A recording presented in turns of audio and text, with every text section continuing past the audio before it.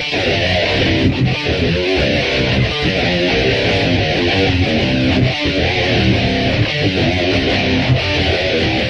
welcome to the Rebel Radio Podcast, episode 501. It is official. We are moving past 500. And that's a weird time delay there. I hope it took that first part, but not just in case. Welcome to the Rebel Radio Podcast. Yeah. This is Mark. This is Matt. This is Long. And we, the RebelRadioPodcast.com, of course. We hope you enjoyed that 500th episode. It's been doing well, and we appreciate anybody that listened to it on any audio device or on YouTube. And I have the video version of it that I hope to put out in the next week or two where you can see our faces if you want. And it was a lot of fun, man. That was an epic 2-hour episode. I went back and listened to it, and I think it turned out pretty swell. The Hall of Fame and all that, which if you're following us on our Facebook, I've been posting the winners on Facebook every day. And so you can see that they are, and they're up on the website too, the Hall of Fame page, full stuff there. Anyway, so how are you guys? Good. Short work week for me. I had 2 days off. Came back from Chicago to go to the Godzilla Fest. And and as you two might know, y'all both got some swag from G-Fest. Yeah, and also went to BotCon. Which was happening 20 minutes away from G-Fest, and it was unplanned. But my niece was like, "Well, we should go." It was like, "It'll be an experience." It's like, "Yeah, sure, why not?" You twist my arm, and I ended up spending more money at BotCon than I did G-Fest. So, but yeah. It was fun overall, and an unforgettable weekend. So yeah, and I'm just going to gather a couple of things here. Thanks again for the souvenirs, by the way. Oh yeah. I hope you guys liked it. So yeah. Always appreciate you thinking about us. Yeah. Consider it like a 500th episode token gift too. So definitely appropriate. Yeah. So so you guys were both kind of taking a little 2-week hiatus too. We took mid-year break. Yeah, always good to trying to relax and refresh and come back ready to go. That was after a big episode. That was a big episode. Yes, sir. Big episode. I'm so fucking relaxed. I didn't even watch the movie we're doing today because I've seen it enough. Dang, I rewatched it anyways because it's like, why not? Yeah, same here. I've watched it so many times as a kid. I practically memorized it. So I just really have time, to be honest. Yeah, and I came back from my trip, and I haven't had time to watch it either. But we know it by heart. So, yeah. Anyhow, so should we get into? Tell us a little bit more about G-Fest, man. G-Fest, yes. Yeah, you can kick us off with things we watched, played, video games, whatever. You can your trip, yeah. So Chicago has a really good public transportation, and and they really have their Italian food game pretty good. Because man, I had their Mile High lasagna at one of the restaurants. It's so good, covered in meat sauce and all that. And and I had a deep dish pizza too as well. Oh hell yeah! The pizza game, the Italian food game is pretty good in Chicago. So, G-Fest itself, we spent the whole Friday there. It was at a hotel, and I guess one of the biggest attractions of G-Fest is the dealer's room. So, the dealer's room is where you definitely, if you're hankering to, add to your Godzilla collection, that's the place to go. But, with Godzilla memorabilia, they tend to be very high priced.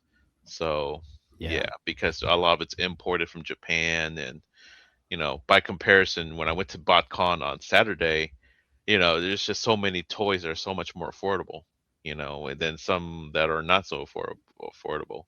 Mhm. But there's this thing. The most expensive thing I saw at the G Fest was like a soft vinyl um, Godzilla figure, and a soft vinyl is one of those like not as detailed as any other figure, but I guess they're like handmade and only a limited amount, Mm-hmm. and they're hand painted and all that. I saw one going for $4,900. Wow. Wow. Yeah, yeah, 4,900. Or was it 2,900? It was one of those two. Well, Yeah. that's insane. Well, and some of it, I think the resurgence of his popularity last few years, because like the Trim Master toys, you could buy those at toy shows for 10, $15. Hmm. They were cleared out in KB stores. Now they're all gotten expensive. Yeah. You know. Yeah. Yeah. So yeah, Friday we watched some fan films as well. Mark, I don't know if you had a chance to watch one of those that I sent through, or if you had a chance to show your kids yet. No, yeah, I need to. Yeah. Yeah. Matt, you seen it. Yes. So the audience interaction watching those fan films is just wild.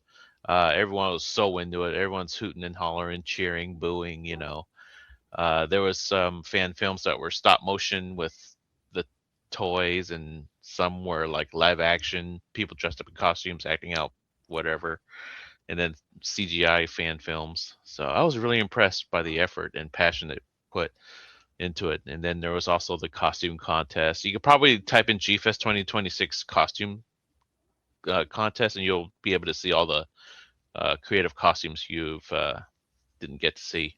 So um, Sunday we spent the whole day just walking around Chicago, uh, and then I spent part of the morning at G Fest. Just trying to enjoy the final hours of it before they closed. And Monday flew home. So yeah, it was quite an unforgettable experience, and I'm very impressed with the. It's a very well made community based convention. It's like it's the oldest Godzilla convention in the country. Started in 1995, and I didn't realize Dave Filoni, creator of the co-creator of the Star Wars stuff over at Lucasfilm, you know, he was he designed the mascot for G Fest in the very very beginning. Huh. So yeah, but his favorite Godzilla movie is Godzilla versus Mechagodzilla. So the original one. So Hell yeah. That's yeah, a good one. yeah, very fun. He So likes his kaiju stamps on his films, even in the new Mandalorian movie. It's there. yeah, yeah, exactly. Uh, what else? Oh, I got to let's see. Uh, while we were on the trip over there, I did manage to catch two good movies. Uh, I watched finally Project Hail Mary after our last recording. There we go. Finally watched that. I enjoyed it, and then I watched Sinners for the first time. So both really Oh, really good movies. dang. So For yeah, the first time. yeah, for the first time for both. So um, let's see, Project Hail Mary. I liked it a lot. It wasn't as technical as The Martian, but yeah, I wouldn't say it's. I don't know if it's as good as The Martian. It, but it has its own qualities. Very colorful film. So, um, the second, Sinners was a really good movie too. Michael B. Jordan was good in that. Playing two different characters, Mm-hmm. brothers, and the music soundtrack in it was great. Um, Although there was one scene in Sinners that kind of skirt the line of being a little bit ridiculous, a little bit hokey, and that's like the scene where they're doing the dream sequence thing. I didn't really mind the whole past, present, and future mentioning while they're doing their dance in the party hall. And then it kind of like slow pans and the music changes into an Irish jig, and then you see the vampire dude doing the river dance. And it's like, okay, you're really skirting the line there, because that's the part was kind of took me out a little bit. And yeah, I give both movies a B plus, A minus. So Man, someone at work compared Project Hail Mary to Interstellar, and I was like, I told him I personally like Project Hail Mary better. Interstellar is like one of my least favorite Nolan films. I find it depressing. It's it's almost too much, you know. But I mean, I like Project Hail Mary quite a bit. Yeah, I mean, like the well, scene you where don't. I don't really compare those two. yeah, I guess they're deep space movies. That's about the only similarities. But like when Rocky is almost sacrifices himself to save Grace, like you find yourself rooting for Rocky. Like, Yeah. I mean, that just the power of that storytelling in their relationship. You're on the edge of the couch. Yes, You're literally. watching at home. You're like, I'm like, oh no, my not God. Rocky. Yeah. You know, it's like, I kind of predicted that though. That to me, I was like, oh, okay, cool. You know, I didn't really feel. I mean, Rocky's cool. He's a cool character and all. But I felt the Project Hail Mary. Uh, there was some slight pacing issues here and there, but besides that, overall, it's a great movie. But there are just some things that kind of took me out of it a little bit, you know. But uh, it's not to detract from it. But to me, I don't know. Interstellar is its own thing. It doesn't have as much humor as Project Hail Mary. Uh, but to me, like, there's it definitely. Can y'all name like the movie 2001: The Space Odyssey? That's probably the science fiction movie that is considered very high art, very high, very technical science fiction movie. And Interstellar kind of strives to be there too, because you know it's like very science heavy based, and it's like the first depiction of a black hole that's scientifically accurate, you know, because they actually did find a black hole that looks like that, you know, after Interstellar. But I don't know. Project Hail Mary is not like a popcorn flick. It's kind of like it has both feet in the entertainment realm and the high science realm as well. High art science fiction. does Grace go home? Grace. Does he go home? They leave it kind of open. Oh. What do you think? You talking about Interstellar? No, Project Hail Mary. Oh, Project Hail Mary. Or he's on Rocky's home plane at the end. Does he go home or does he decide to stay? I have to rewatch it. Yeah. So. Well, because they tell him his ship is ready, but then he starts teaching the class. Yeah. So they kind of allude that maybe he decides to stay home or stay on the planet. Yeah. I mean, he's happy either way. Right. You know. So. I think eventually he has to go home, right? And then he just spoiler talk, by the way. People. Yeah. It's been out for a while. Well, I mean, well, Project Hail Mary is still recent, though. Yeah, but fairly. If he goes home, though, it took him almost 11 years to get to where he went, and he said another 14 years to go home. So, does he want to go home? Who does he go home to, though? Right after 35 years. Yeah. So it's it'd be interesting if he actually went home. But yeah, I mean, I don't know. I really enjoyed the film quite a bit. I liked it a lot. Someone at work complained about like how does Rocky learn to talk to him? I'm like, it's just science fiction, man. It's basic language ideas. He used the algorithm to figure out how Rocky talks. I told him don't overthink it. He's like, oh well, I want to understand. I'm like, no, don't overthink it. It's just like it's classic literature. From the caveman days. He just figured out how to communicate with him. It's like. I think you're really breaking the movie down too much if you're trying to figure that out. Yeah. Well, some movies, like that movie Arrival, starring Amy Adams, right? But that was a more important part of the film. Was the language that's the language is the most important thing, right? Yeah. This was more the relationship between Rocky and Grace. So yeah. What are you guys' opinions on Sinners? I liked it. It was different. Yeah, it was all right. I thought Michael B. Jordan was good. I I would have shortened it by about 20 minutes. You know, Yeah, there's some classic. There are some horror movie tropes that reared its ugly head I in Sinners. I felt You the know, ending was a little too from dusk till dawnish. hmm I've You know, already forgotten about. I haven't seen Dusk Till Dawn in at least 20 years now. yeah. And I remember last time I watched From Dusk Till Dawn, it was like, okay, the first time was entertaining. This is the second time I've seen it, and it's not as good as the first time. Oh yeah, You well, know? when we did Yeah. on the podcast, me and Matt kind of talked about like that. It's like there's parts that are cool, but it doesn't hold up as well. Yeah, yeah. I mean, I do like how Sinners really alludes to the how spiritual and historical backdrop and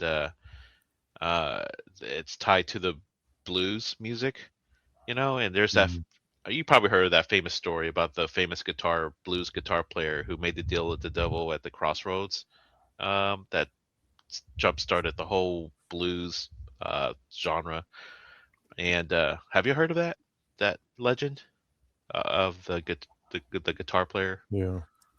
But anyways, a lot of that, and back in the day, it was considered, for religious black parishioners, if you spend the weekend at a blues bar, it's considered a very, very bad thing to do, because you know you're sinning when you go to the blues bar back in the day, and religion plays a pretty heavy theme in the deep south, um, especially at the start of the blues and jazz era.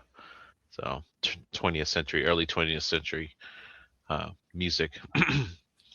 So yeah. So what did you guys watch?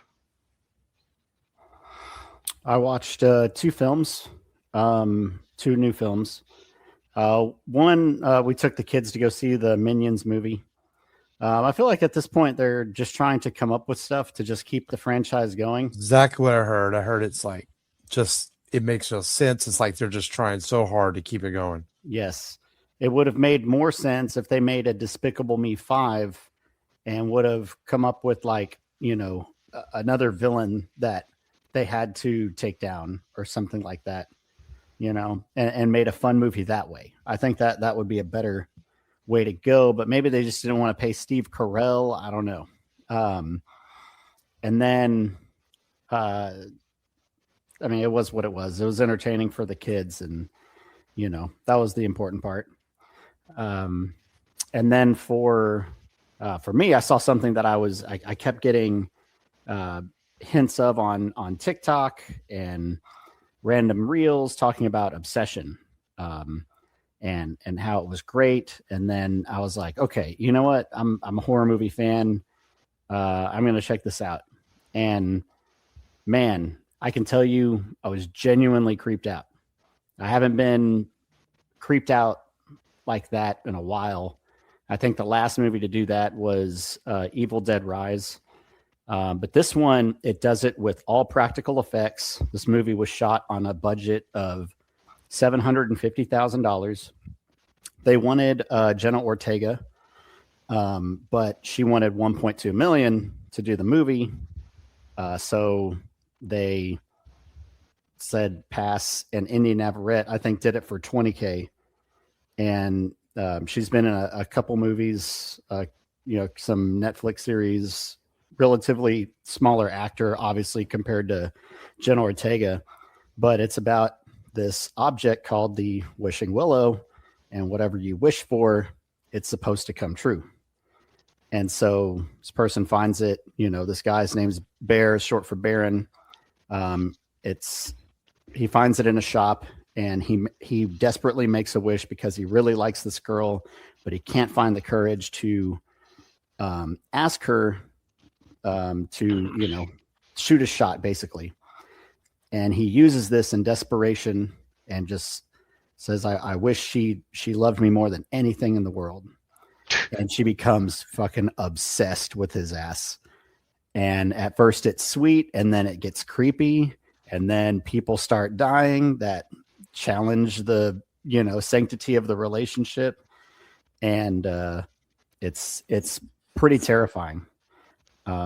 Pretty intense movie. Pretty intense, man, especially if you're watching it in the dark. Especially if you're watching it in the dark. I think horror is still alive and well in some instances, and this is a good example of that. Now it does. What's today? So in 11 days it'll hit Peacock. I want to say. I think it's Peacock, but of course, I just go ahead and buy it because I really wanted to see it. This time, I just really wanted to see it, and I may rewatch it. I've seen people talk about their rewatches and things that they catch in there. There's some Easter eggs in there. I will say this movie is not just a slasher, but it's like a possession type film. Because it's not the girl is no longer the girl anymore. The sick things that she ends up doing, it's really terrifying and gross and twisted and all this other stuff. So definitely a movie worth watching, especially whenever it comes streaming. So if you haven't checked it out, if you've been on the fence, you want to see something that'll freak you out, watch Obsession. I'll take your word for it. That's kind of high. I'm like, yeah, I'm good. I'm good. You're the horror guy. Not really. Yeah. Psychological horror is not really my thing. I like Black Swan though. That's really? I hated that fucking movie. That's a really good psychological thriller. I liked it. I thought I was still married, and we both hated it. We were both like, "What the fuck did we just watch?" I was tired when I watched it, and I fell asleep, so I didn't see much of it. I was like, I fell asleep on the couch.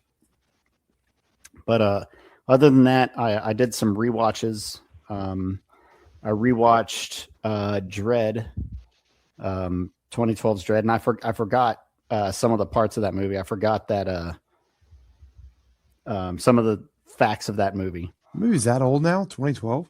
Yeah, man. Crazy. 14 years old. Really? Yeah, dude. No way. Yes, sir.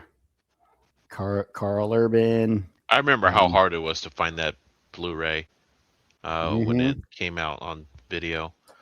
I had a hard time finding it. And the only way I could get it was like get it for $30 at Target. It's like, oh, that's expensive, you know? So whatever. And then I rewatched 2013's Evil Dead, the remake, which there's been some people now that Evil Dead Burn has come out. I heard much about that. Must not be that great. Yeah, they say it's good, but it ignores a lot of the lore of the Evil Dead series. And even though like Evil Dead Rise, was the weaker one from the rest of the series, and a lot of people think Evil Dead Rise was the weakest as far as like fans. The fans wanting it, but it's like, come on though, like the lore is so like really basic, They're trying to, and it. Well, there's 3 books. There's supposed to be 3 books. Awakens the Dead. It's like it awakens the Deadites. Even the Sam Raimi films are so loosely connected. It's like, yeah. Well, I heard these movies are more. There's hardly any kind of humor in them. Yeah, they're more like reimaginings.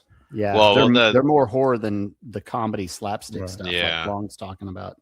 Yeah, there's no black comedy to it. It's just straight up horror, So that's what I heard about these films. But I'll take your word for it, Matt. I like Army of Darkness, but like Evil Dead's not that great. It's okay, It's kind of a pretty bad movie, to be honest. I mean, it's done on a low budget, so it has its charm to it. But it's not. I like Evil Dead too. Well, yeah, the second one is basically a remake of the first one, but with more money. Yeah. So yeah, it's a little bit better. Yeah. The reason they had to do it that way is I found out they did not have the rights to their own movie. And that's why they had to basically recap. So Bruce Campbell said they had to recap the beginning, and then the rest of it is sort of new. Right. But yeah, I mean, there's some terrifying aspects of the cabin in the woods setting, the women getting basically like raped by the forest. They kept that in both the films. Some people like really didn't like that from Sam Raimi's film, but they did the reimagining one, and it's like it just adds to the body Man, horror. You just said The Cabin in the Woods. That's a modern horror film that I actually really quite enjoyed. Yes, and I feel like it was obviously like that setting is inspired by right, but that was a fun movie, especially the big reveal in it. You're like, whoa, this is pretty cool. Yeah. And then Sigourney Weaver coming up at the end. And then I like the comedy aspect of it too. Yeah. And then they had like, they tipped their hat to a lot of different horror movie characters. Absolutely. They had their version of the Cube from Hellraiser. Yeah. They had zombies, of course, monsters, aliens. That was a fun movie. Yeah. Because I didn't even know what I was watching. I didn't know anything about it. I watched it and I'm like, wow, this is actually pretty kind of cool. Yeah.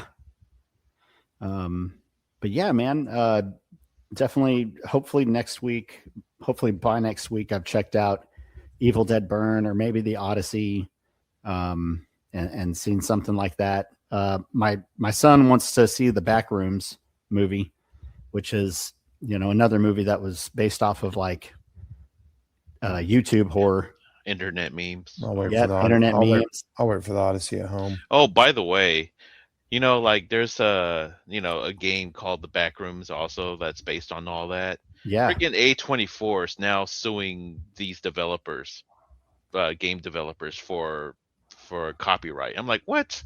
They can't sue them. I mean, the Backrooms game has been out way before the movie has, at least 5 years. You know, it's like they can't just turn around and sue something that's already published before the movie ever came out. It's got to be an ex post facto law, against that.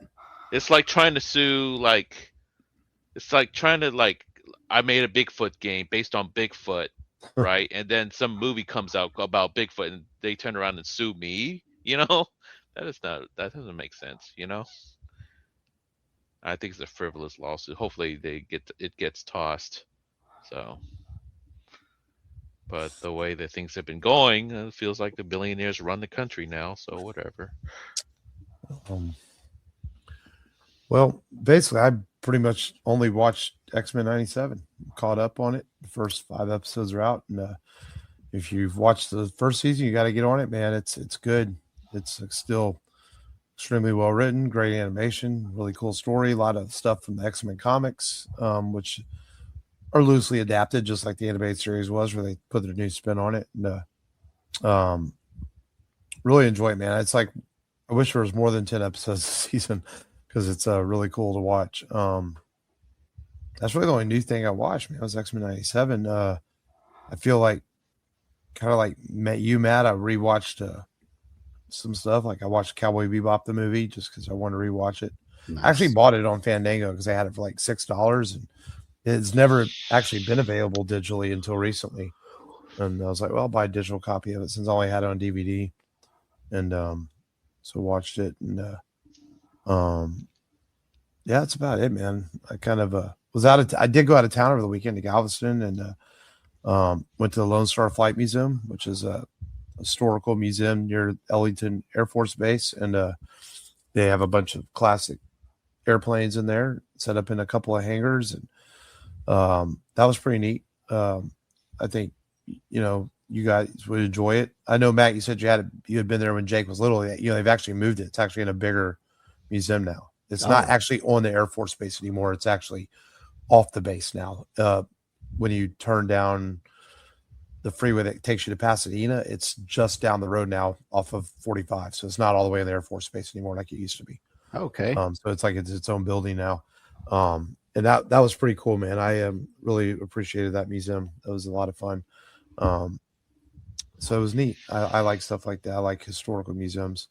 So we did that, did the beach thing, and did NASA on the way back, I've been in NASA before. So I wasn't extremely disappointed, but it could have been better. They shut all the outdoor stuff down because of thunderstorms. So we were not able to go to Rocket Park to see the Artemis, unfortunately, but we've seen it before. So not extremely disappointed, but the Artemis 1, the test ship, is what is in the hangar bay that you can look at. But it's what it is. We weren't able to go see it.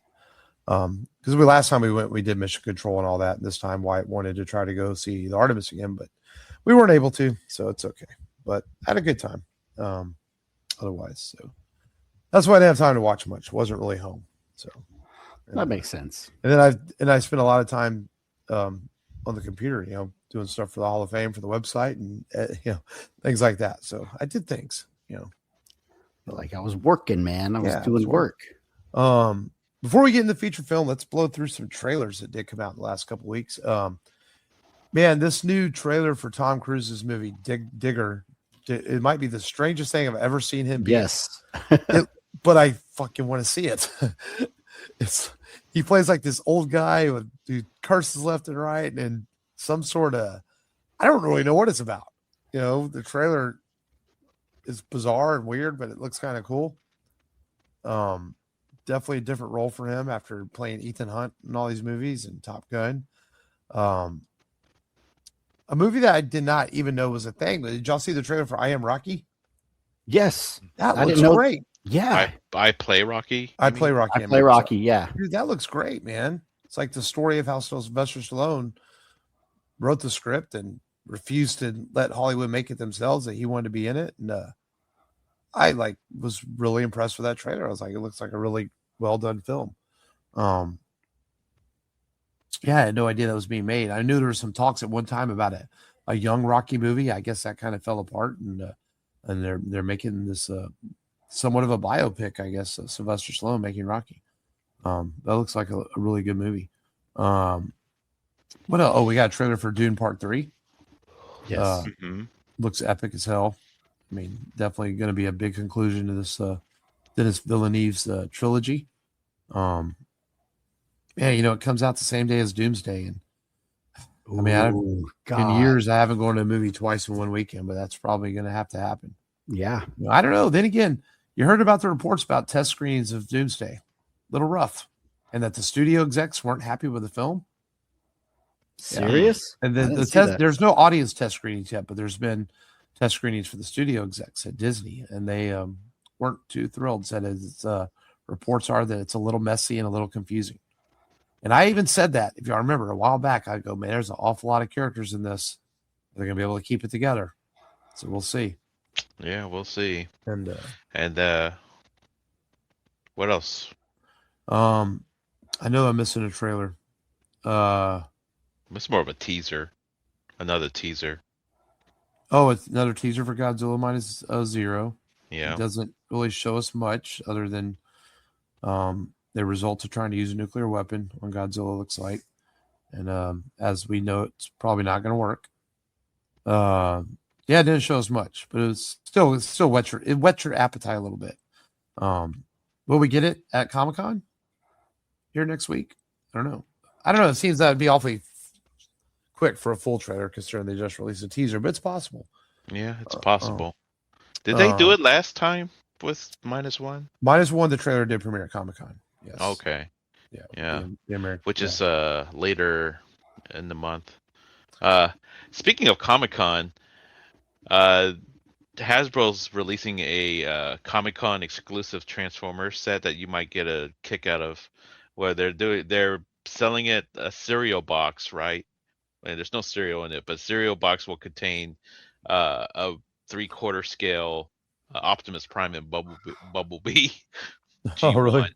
Yeah. They're not full size, but they're like cereal box size. Right. So yeah. Well, that's fun, man. That's what Comic-Con, like the Mattel exclusive for WWE is WrestleMania 1, Roddy Piper, Capital Albano, and Cyndi Lauper. Otherwise, you never get a Cyndi Lauper figure ever. But that's what and it comes in like a TV set. That's what it should be, or like the Jim Bros Skeletor that Mattel's also doing. Yeah, I mean, that's a great Comic-Con exclusive. Yeah, they're doing a Transformers / Jim and the Holograms special deco for Blaster. Okay. So. Yeah. The Batman 2. We got our first look at Pattinson back in the costume, which looks a lot like Pattinson in the costume the first time around. Yes, very similar. And it got delayed to February of 2028. So another 5 months. February, that's an odd month to be released. Yeah. Well, the first one came out in March. So, So they added 5 months to it. It was October 27. Now it's February 28. A little disappointing there. We got a brief behind the scenes teaser today from The Lord of the Rings, The Hunt for Gollum. So this movie's really happening. I was on the fence about whether it was ever going to go into production. So we are getting another Lord of the Rings film somewhere in the great continuity of that saga. So that's interesting. I feel like there was another trailer I'm missing, but maybe not. But otherwise, I do want to mention we did lose the great Sam Neill this week. Yes. Dr. Alan Grant from Jurassic Park, of course. He had been battling cancer, and reports are from his loved ones that the cancer had just, even though he was cancer-free, had really taken a toll on his body, and all the therapy and chemo he had gone through before, and just apparently was not able to fight off the sickness that got to him. I don't know if they released what it was yet. It was pneumonia. That was pneumonia. Okay. Yeah. Damn. I mean, pneumonia is a killer of seniors too. So Right. I mean, it's the most common killer for old age. So You always hear, old people like that age, 70s, 80s, get pneumonia. That's a death sentence. Yeah. So the great Sam Neill, and we might be, we'll discuss later in the show a Sam Neill movie next week. And in case you did not see The Mandalorian Grogu, it hits digital on July 21st, and there will be a Blu-ray release August 25th, which is also around the time it's expected to hit Disney Plus.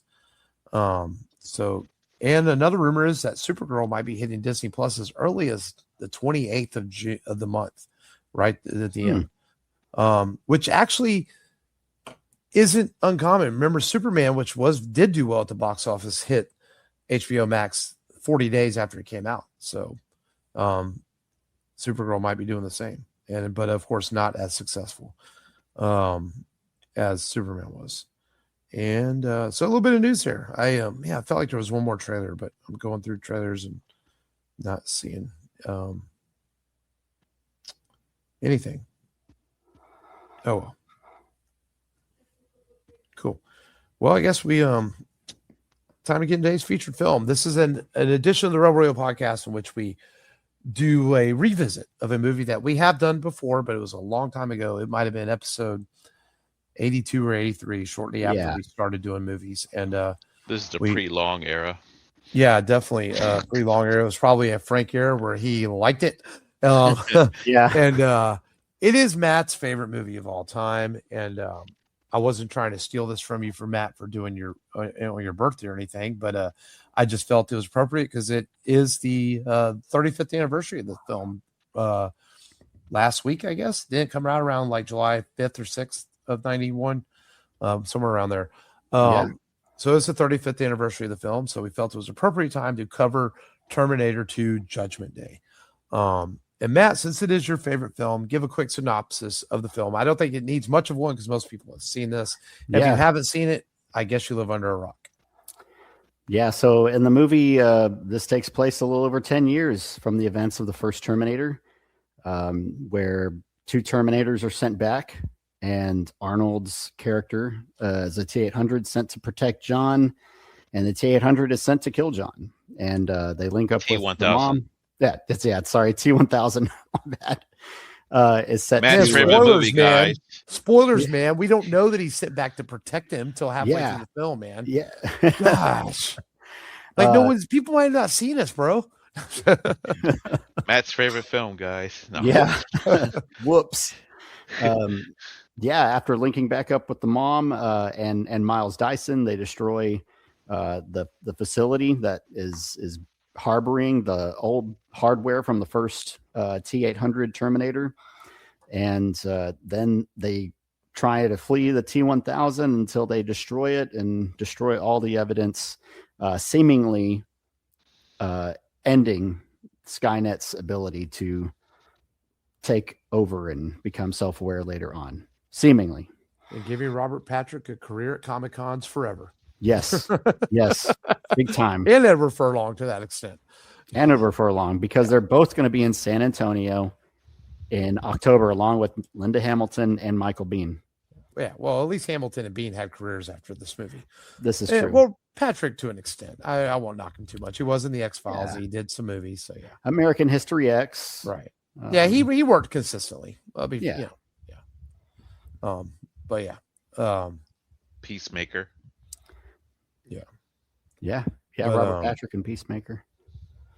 So, man, this is directed by the great James Cameron. You know, it's a guy who hasn't made a ton of films in his career, but has made massive hits. I mean, Titanic, the Avatar films, True Lies, you know, Terminator, Terminator 2, Aliens. You know, a guy that needs no introduction, and he was, you know, he didn't want to do this sequel for a while, but you know, he worked on it. Apparently, he did have ideas for the script after he made the first one, but he was on the fence about doing it. Mm-hmm. And then, if I remember correctly, it was kind of Arnold who pushed him to do it. Said, "Hey, let's make another one." You know, because Cameron didn't like sequels. You know, he didn't want to do Aliens for a while. You know, he refused to do it until the studio told him he could make it how he wanted to do it. Then he ended up doing Aliens. But it's a good thing he did make Terminator 2, which is a film that I would like, not as much as Matt. Like, I'll be honest, I don't know if this would even be in my top 10 of all time. I know it's hurting Matt's hard to say that, but I do like Terminator 2. And I'm gonna get into some stuff earlier, like when people do action lists and they have this as number 1 or 2, that bugs the hell out of me because it's a good action film, but it's not a top 2 or 3 action film. And I'll explain what I mean by that later. But Matt, this is a film that, for your age, man, you were young when it came out, but I see how this, about the time you were a teenager, how you were able to latch on to this. Yes. Obviously, just the story is good. You got a young boy and someone that he looks up to, which, if for those who don't know, Edward Furlong grew up without a dad. He really did. And so whenever this movie was made, he really latched on to Arnold, and, you know, they talk about all kinds of stuff. He took a big liking to Arnold. His name was Carl, man. Carl, please Dark don't Fate bring up bro. Carl. Hey, I like Dark Fate. That was pretty funny. I enjoyed Dark Fate more than Genesis. That's for darn Oh sure. yeah. Oh yes, yeah. We can all agree that Genesis was an such abomination. a terrible movie. Yeah. What kind of a studio spoils their own twist in a trailer? I was like, okay, well, there's no point in seeing this movie then because they spoiled the movie, you know, in the trailer. I was like, who does that in Genesis? Like, John Connor is actually a Terminator now. Yeah, I know. Oh, Oh boy. So that took the wind out of the sail right there. Anyways, go ahead, Matt. Man. Sorry to interrupt you. Yeah. But yeah, definitely, you know, just how badass Arnold was in the film. And then just, you know, able to keep up with the stoic nature. But whenever Edward like resets his computer, just how funny he is, like trying to learn from a 10-year-old boy or 11, 12-year-old boy, however old he is in this film. I forget. He's about 12. Yeah. How to talk. And he's teaching him. He's like, yeah, you can compound these adjectives. He's like, chill out, dickwad. And it's just watching him say it all robotic. And then him trying to smile. It's just funny because it's like you as a kid, you just put yourself in Edward Furlong's that's the thing. place. Despite Furlong's personal issues later in life, man, he's great in this movie for a kid actor. Yeah, definitely good. He had to dub his voice afterwards for every scene except because his voice changed. Yeah, his voice changed. They only didn't dub one scene, and it was the lowering into the molten steel pit that they kept that in because Cameron felt it was more emotional. Linda Hamilton had some reservations about coming back, but she said she would do it as long as her character was crazy as fuck. And she didn't want to play a meek, timid, waitress-like character again. She wanted to be a badass. So that's how Cameron wrote her. And just watching her talk in the hospital, like whenever she's in the mental hospital, when the doctor's replaying her previous interview, she's like, all of you are gone. and just like she just crashes out on everybody in that scene. It's just awesome, and I know that's her strength. She plays angry, crazy, really good. Um, but yeah, man, glad she came back, and her sister, to do the special effect, the non-special effect at the end. Whenever it's her sister playing the T-1000. I'm gonna let Long talk in a minute because he didn't do Terminator 2 the first time. But I want to talk about a different perspective of this movie, other than caressing its ball sack because we like the movie. I think the twist of this movie doesn't get talked about enough. We always talk about the twists of Darth Vader's Luke's father, or other twists in films, etc. But man, when it's revealed, when he comes out of the elevator and Arnold reaches his hand out to save John instead of kill him, is it to me, or this twist doesn't get talked about enough over the years? Like, it's a great moment. It doesn't talk much. No. Yeah. It feels like it should be a bigger moment. It's kind of glossed over. Yeah. Over the years. Yeah. I guess I've watched it so many times. Well, I saw Terminator 2 before I saw Terminator 1. Oh, right. But it's no different than you've watched Empire Strikes Back 100 times and he's the father, but the moment is still great. And I feel like this moment should be bigger than it is. I don't know why it's not. It's weird. Yeah. I wonder if it has to do with the fact that they made more films that weren't as good, and maybe it made it lose some of its luster. Is that, possibly? Maybe so. Yeah, because Terminator 3 could have, it was supposed to have Edward Furlong in it, but they told Edward to stay out of trouble and he didn't. So then he was replaced. Was it Nick Stolt or something like that?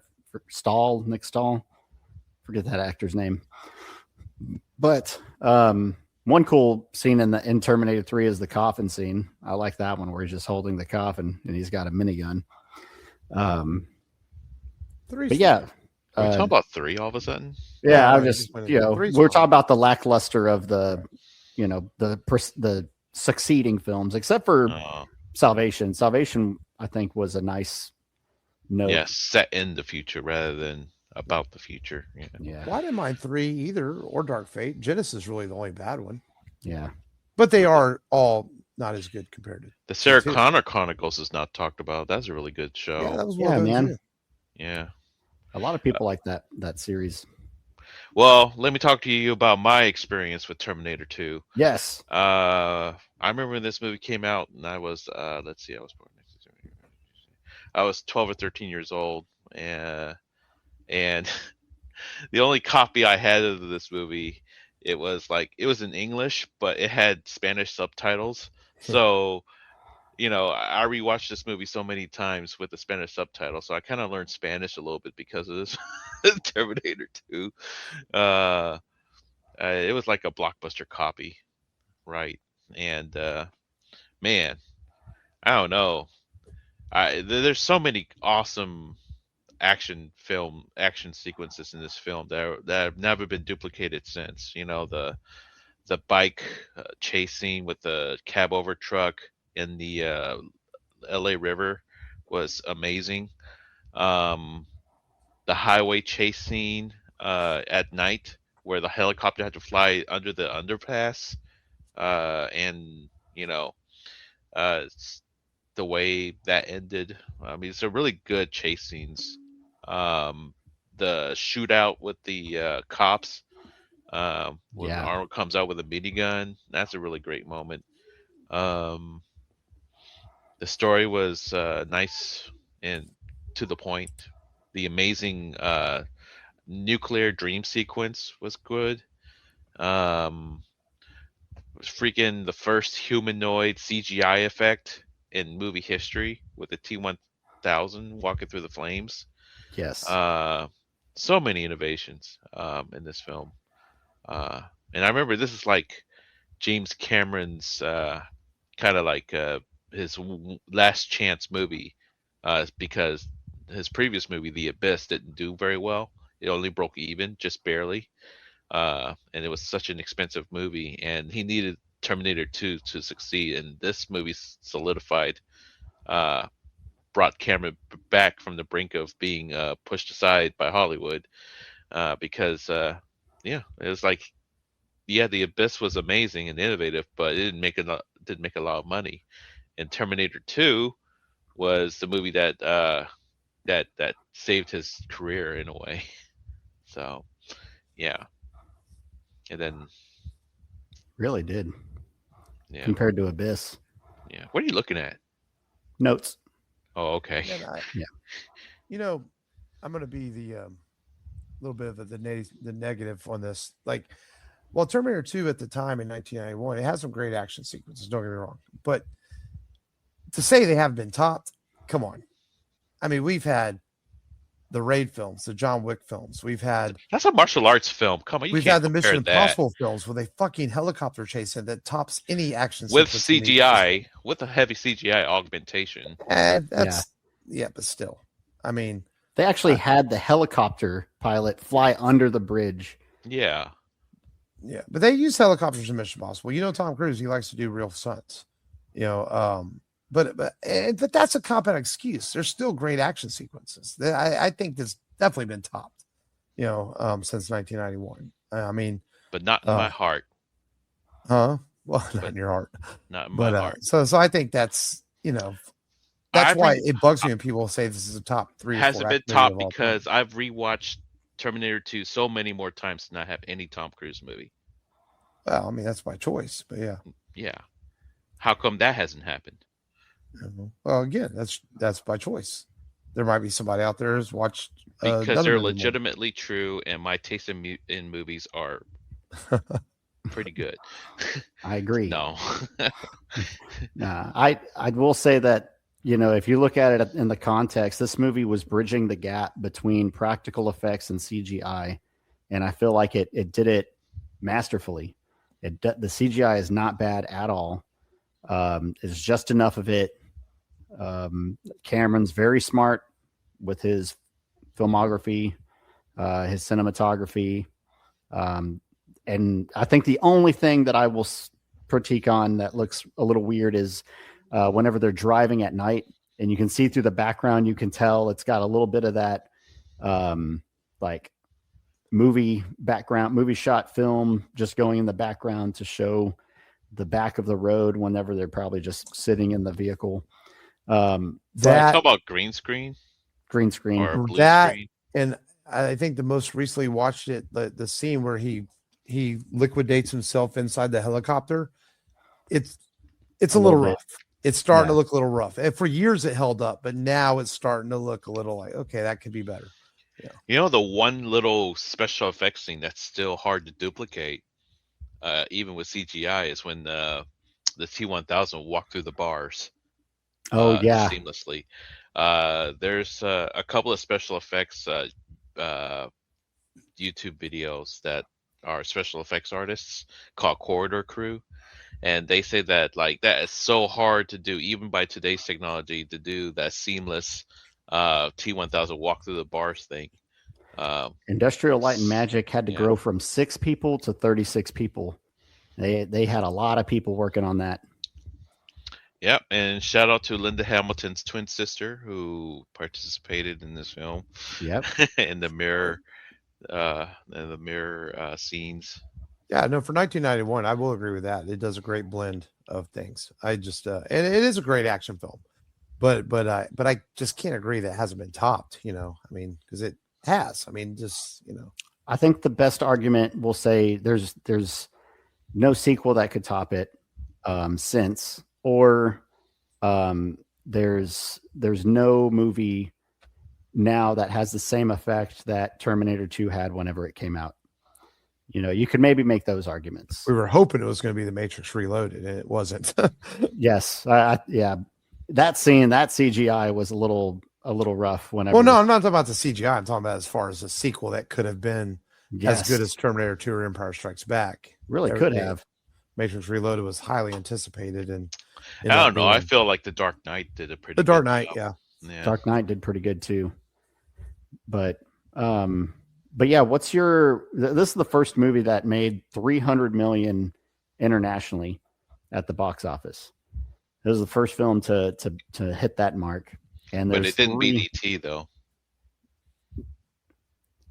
because the first movie to beat, because E.T. was on the worldwide box office, taken for years and years and years. Probably the fastest growing. That's probably what you mean. But Jurassic Park was a movie that knocked E.T. out of the first place spot. Yeah. And that It was a was the big deal. fastest to hit it. And there was a Yeah. lot of marketing. This thing was marketed like Batman 89.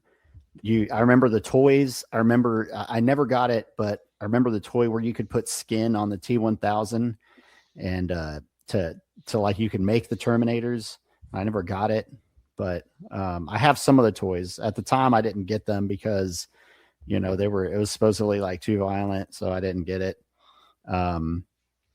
There's 3 versions of this film. There's the theatrical cut, which I think most people know. There's the special edition. It's the one where there's 2 scenes that are added. It's the one where John is taking out the chip out of Arnold's head, and Sarah tries to smash it before he can place it back in and reset him so he can learn. And he stops her by putting his hands over it and reminds her to listen to him because he's the one that's supposed to be this great leader. So his ideas should matter. So she lets him put the chip back in him. And then there's a flashback scene where Kyle Reese is in the film, and it's when Sarah's still in the hospital, and he tells her to get up, soldier, or on your feet, soldier, and picks her up just like she picked him up in the first one. And it's just reminding the audience that she misses him. And then there's the Ultimate Edition, and that's the one with the kind of cringy scene at the end where she's an old lady. Sarah Connor is an old lady, and it's got the actor that plays future John, and he's, playing with his kids in a playground, and it shows them old and like everything. Yeah, but I thought normal. I thought that's never been officially released. I thought It was that cut. I thought that was the Ultimate Edition. I thought it was like a work print. Maybe. Yeah, but I don't think I thought it was. Yeah, I thought it was released, but Yeah. that is in the Ultimate Edition. Right. It usually shows up as deleted scenes on the special edition. That's why I don't think it ever been released, the actual Ultimate Edition. Okay. To give you a little bit of argument to the sequel thing about sequels that have been better than the original since 1991. I mean, X-Men 2, Spider-Man 2, Toy Story 2. Toy Story 2, The Bourne Supremacy, which was better than Bourne Identity. Yeah. So, that was a bold statement, Cotton, to say that it's been the only sequel since 1991. There has been some good ones. No, I mean like the best sequel, since 1991. I think Dark Knight's a better movie than Terminator 2. I do. Matt's about to reach through that screen and actually it is a good sequel. It's high. It's better rated. If you want to go, it says Matt, you love Rotten Tomatoes and all that. I hate Rotten Tomatoes. Money. Did it make more money? No, Dark Knight made more money. Yeah, Dark Knight was the number 1 movie at the box office for a while until Force Awakens came out. So, yeah. I think even if you adjusted for inflation, it'd still be Dark Knight. Yeah. Especially with Heath Ledger dying. I know The Last Jedi didn't surpass Force Awakens. It surpassed. According to Matt's favorite website, Rotten Tomatoes, Toy Story 2 is the number 1 sequel of all time, based on their ratings, of course. Based on ratings, yeah. So yeah, just a little feedback there. So no, and I'm not knocking Terminator 2 because I do like this movie. I just have to bring you some reality checks there. I know it's It's top 5 sequels of all time. I mean, honestly, if I'm just throwing a fast list out there, top 5 sequels of all time, I'm going to give you The Dark Knight, Toy Story 2, Empire Strikes Back, Superman 2. That's 4, but I'm just throwing those out there. Are great sequels. Yeah, I guess because it came out in a time when, even though Aliens, that could be the 5th one. Yeah, Aliens. We only had you could count on less fingers on.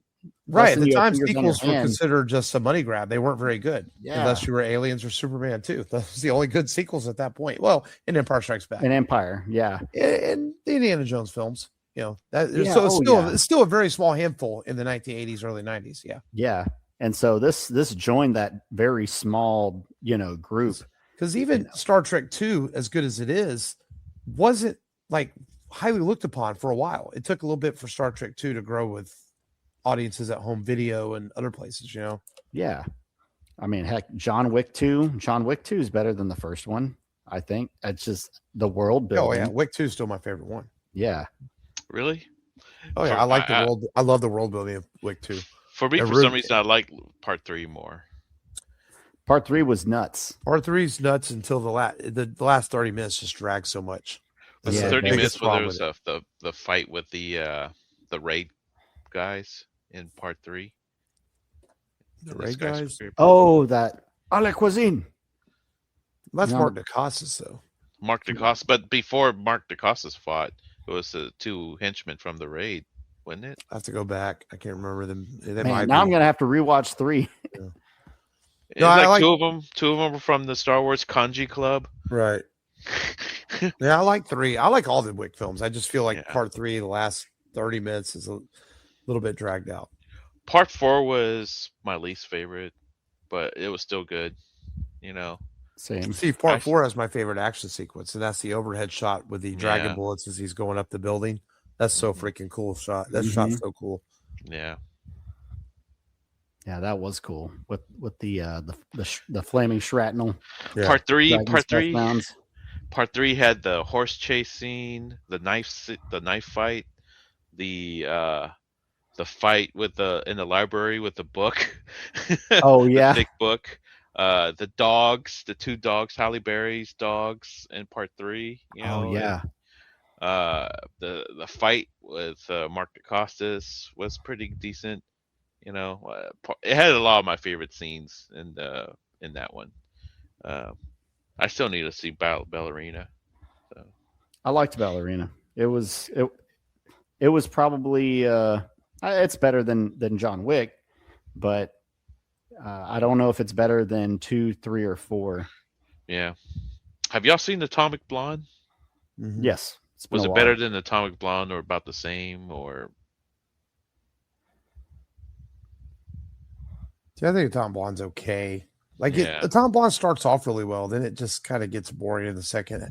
Like, it starts off so good, and the second half of the movie is just kind of like, Yeah.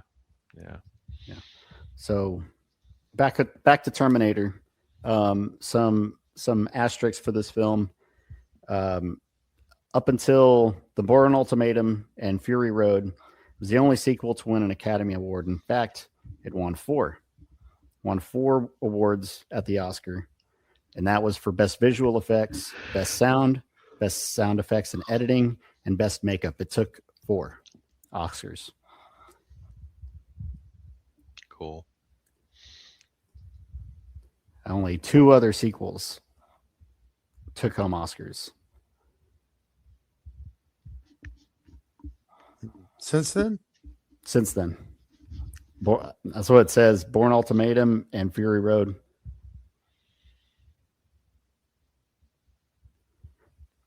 Sorry. When Dark Knight won.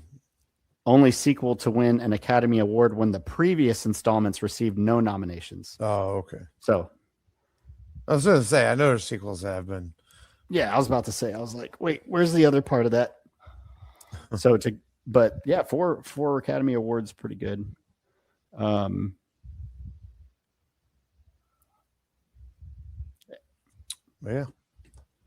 But no, I mean, it's an all-time classic for sure. I mean, I don't even call it a modern classic anymore. Since 1991 was 35 years ago. It's a classic now.